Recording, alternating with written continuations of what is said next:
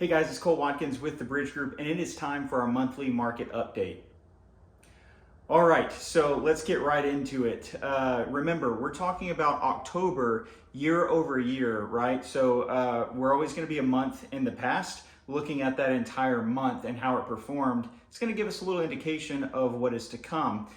So in October 2022, compared to 2021, year over year, we are down 22.8%. Now, hold on. There is so much good news still within this being down 22.8%. Remember, the appreciation has been on steroids the last 2.5, 3 years. So you're talking about 14%, 17%, 22% increases in home prices and in record numbers of sales. 10,000, over 10,000 homes being sold every single month. Really for the last 2 years. 10,000. I remember when 10,000 sales was a record. It had never been done before, and it was consistent for the last 2 years. So we have had an unprecedented last two and a half years. We are really down 78% behind record numbers. So in my opinion, I don't really think that that's too bad. I think that things are going to normalize. We've been talking about that. I think things are going to normalize. I think things are going to start getting back into a normal flow of appreciation, which, depending on where you are, what neighborhood you are, what product you're in, could be anywhere from 4 to 8% year over year. So if we're also looking at days on market. Days on market, you've probably noticed this if you're looking at the MLS, you're keeping track with the market, have gone up from 32 days to 43 days. And I have felt that.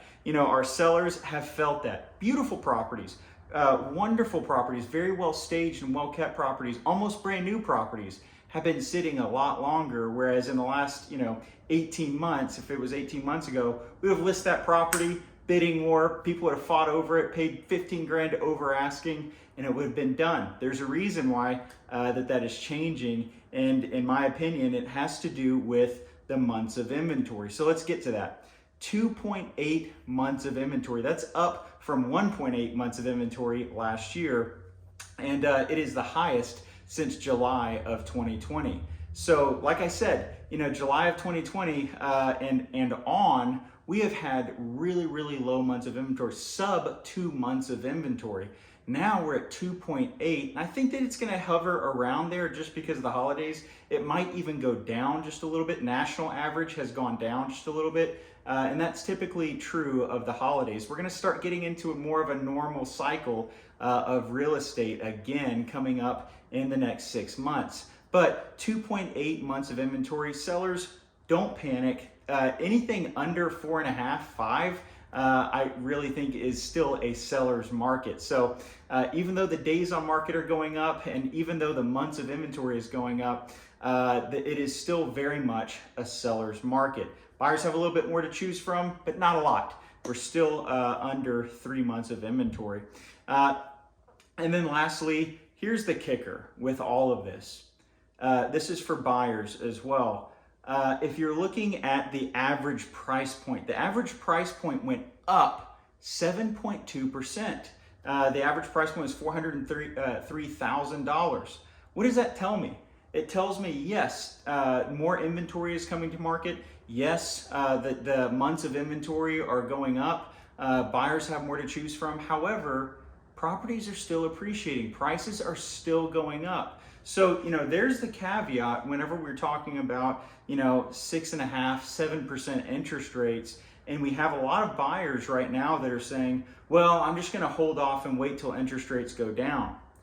If the market continues to do what it's doing and things continue to adjust, prices continue to go up. So if you're waiting on the interest rates to go down and the prices continue to go up, it's actually a better idea to buy sooner rather than later. You can always refinance on that property, but if it's a $400,000 property now and it's a $460,000 property by the time the rates get to where they are or where you're comfortable, you're actually spending a lot more on the same product. So it would be better to buy that $400,000 property right now and then refinance whenever rates go down.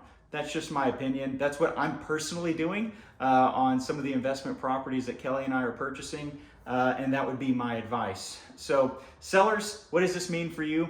Days on market are going up significantly. We said from 32 to 43. Just understand and know that days on market are going to be a little bit higher than when your neighbor's house sold 10 months ago. Please, let's not compare your neighbor's house that sold in a fire market to your property that will sell in a shifting market or an already kind of balancing out market. That's all we have for you today. I hope that was helpful. Buyers, again, if it was me, I would buy sooner rather than later and look forward to refinancing when rates go down. But I hope that was helpful. Please reach out to us if you have any real estate needs. If you're looking for a home valuation, if you're looking at kind of what it would look like to sell in this market, if you're looking at what it would look like to buy in this market, and you're saying, man, I really don't like 6.5%, I really don't like 7% interest rates. We have some very special products that are well below the market average, and some things that Kelly and I have taken advantage of as well to get much lower interest rates in this market. So